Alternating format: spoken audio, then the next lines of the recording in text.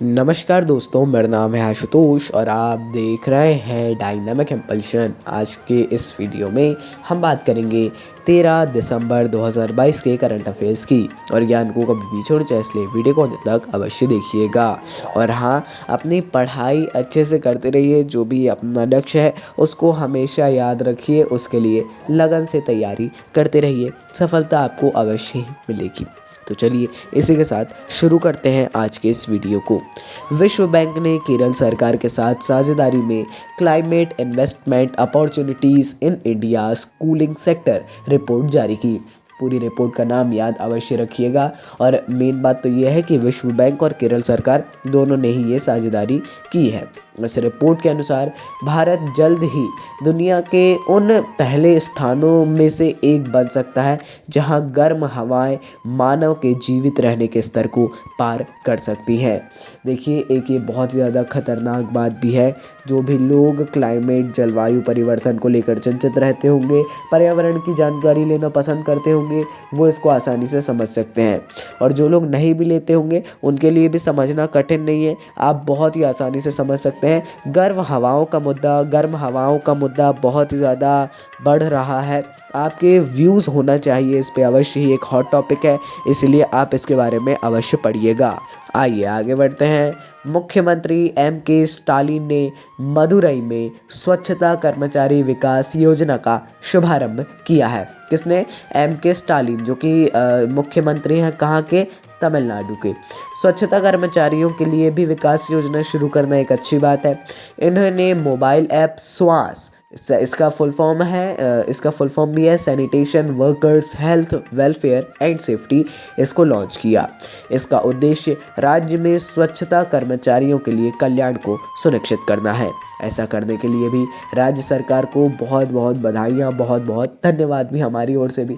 अच्छी बात है, कल्याण करना ही सरकार का एक मुख्य उद्देश्य होता है। हर सिटीज़न का, हर नागरिक का कल्याण होना चाहिए। एक ये मतलब यही है, जो है मतलब कल्याण की भावना ही रखना है हर सरकार को, है ना। ये इम्पोर्टेंट है बहुत ज़्यादा। ये मेरे को लगता है, मेरे ख्याल से ऐसा करने वाला पहला राज्य है। आधिकारिक तौर पर नहीं बोलूँगा क्योंकि इसकी जानकारी नहीं है, मेरे ख्याल से ऐसा है। यदि आपको इसके बारे में जानकारी हो तो कमेंट में बताइएगा, मुझे भी पता पड़ेगा और अन्य लोगों को भी। आइए आगे बढ़ते हैं। अगली जानकारी, ओपनर ईशान किशन ने वनडे इतिहास का सबसे तेज़ दोहरा शतक बनाया है।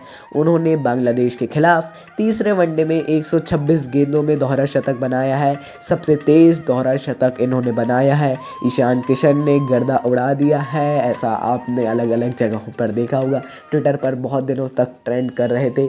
ये तो पहले की न्यूज़ है ना, आप अब अवश्य इसके बारे में आपको पता होगा। ये हो गई है थोड़ी सी पुरानी, थोड़ी सी नहीं, फिर भी 2-3 दिन हो गए। लेकिन देखिए, हम इसकी जानकारी इसीलिए आपको नहीं दे रहे थे, हम दे सकते थे तुरंत ही। हम ये थोड़ा सोच रहे थे शायद इनकी किसी से मुलाकात हो या इसके बाद भी कुछ हो, किसी का कुछ व्यू आए या फिर ऐसा कुछ हो किसी नेता मंत्री का, तो उसकी जानकारी हम दें, क्योंकि अलग अलग नहीं बताना चाह रहे थे। ऐसा कुछ नहीं हुआ, इसीलिए हम अब जानकारी दे रहे हैं। हालांकि जानकारी आपको आज मिले या कल मिले, जानकारी अवश्य मिलेगी, ऐसा हम सदैव कहते हैं। बल्कि जल्द से जल्द आपको जानकारियाँ मिल ही जाती हैं। अगली जानकारी को देखते हैं। भाजपा सांसद किरोड़ी लाल मीणा ने राज्यसभा में भारत में एक समान नागरिक संहिता यूनिफॉर्म सिविल कोड लागू करने की मांग करने वाला एक निजी सदस्य विधेयक पेश किया है राज्यसभा में, है ना। नाम याद रखिए, भाजपा के सांसद हैं किरोड़ी लाल मीणा। ये संहिता जो है धर्म आधारित व्यक्तिगत कानूनों को खत्म करने का प्रयास करती है। विधेयक के विरोध में भी 3 प्रस्ताव रखे गए। अभी इसके बारे में और भी न्यूज़ हैं, पढ़ लीजिएगा थोड़ा सा इसके बारे में। बाकी आप सभी समान नागरिक संहिता के बारे में जितनी ज़्यादा जानकारी ले सके लीजिए। एक तरफा मत होइएगा, बस मेरा ये कहना है। बाकी जानकारी तो आप लोग जितनी आधिकारिक जानकारियाँ हैं सब ले लीजिए इसके बारे में, ये क्योंकि सबसे ज़्यादा इम्पोर्टेंट है मेंस के लिए आप सभी के। इसके बारे में पढ़ लीजिए। और ये तो मतलब बहुत ही ज़्यादा इम्पोर्टेंट है, लिखना भी आप पूरा इसके बारे में तैयार कर लीजिए। आइए आगे बढ़ते हैं। कोचिन इंटरनेशनल एयरपोर्ट ने देश के सबसे बड़े बिजनेस जेट टर्मिनल का संचालन शुरू कर दिया है। देखिए, केरल के मुख्यमंत्री पिनाराई विजयन ने इस बिजनेस जेट टर्मिनल का उद्घाटन किया। कोचीन इंटरनेशनल एयरपोर्ट ने देश के सबसे बड़े जो बिजनेस जेट टर्मिनल है उसका संचालन किया है। इस बात को आप अच्छे से याद कर लीजिए, इसलिए हमने दो बार बोला। जो केरल में ही किया है, इसीलिए वहाँ के मुख्यमंत्री ने इसका उद्घाटन किया। ये जो बिजनेस जेट टर्मिनल होता है, ये क्या होता है, इसके बारे में थोड़ा सा देख लीजिएगा। हो गया, उतना काफ़ी होगा। बाकी जितनी जानकारी दी है पर्याप्त रहेगी इस पर्टिकुलर टॉपिक के लिए। बाकी और पढ़ना चाहें तो अच्छी बात होगी। आगे बढ़ते हैं, अगली जानकारी को देखते हैं। बर्ड वॉचर्स की 6 सदस्यीय टीम ने अरुणाचल प्रदेश में एक अभियान के दौरान ब्रेन बैबलर की एक नई प्रजाति की खोज की है। जो ब्रेन बैबलर है, इसकी फ़ोटो भी आपको दिखाई जा रही है। ग्रे बेल्ट ब्रेन बैबलर ज़्यादातर म्यांमार में पाए जाते हैं और म्यांमार अरुणाचल प्रदेश टच ही होता है थोड़ा, तो उसी अनुसार यहाँ पे भी पाए गए हैं। अच्छी बात है। 6 सदस्यीय टीम थी बर्ड वॉचर्स की, जो कि बर्ड्स को वॉच करते रहते हैं, उनकी एक्टिविटीज़ को, उनके बारे में जानते रहते हैं। उनको बर्ड वॉचर्स कहा जाता है। आज चलिए आगे बढ़ते हैं, अगली जानकारी को देखते हैं।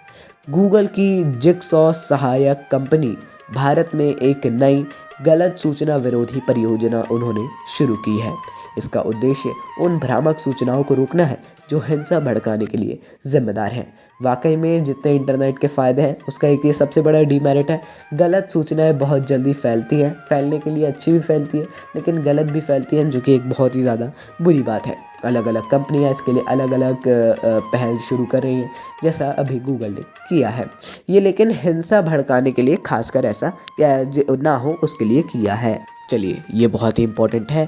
बाकी ये अंतिम जानकारी थी आज के इस वीडियो में। कुछ भी कन्फ्यूज़न हो आपको किसी भी टॉपिक कॉन्सेप्ट रिलेटेड, कमेंट में पूछिएगा। बाकी मिलते हैं अगले वीडियो में नई जानकारी के साथ। नमस्कार।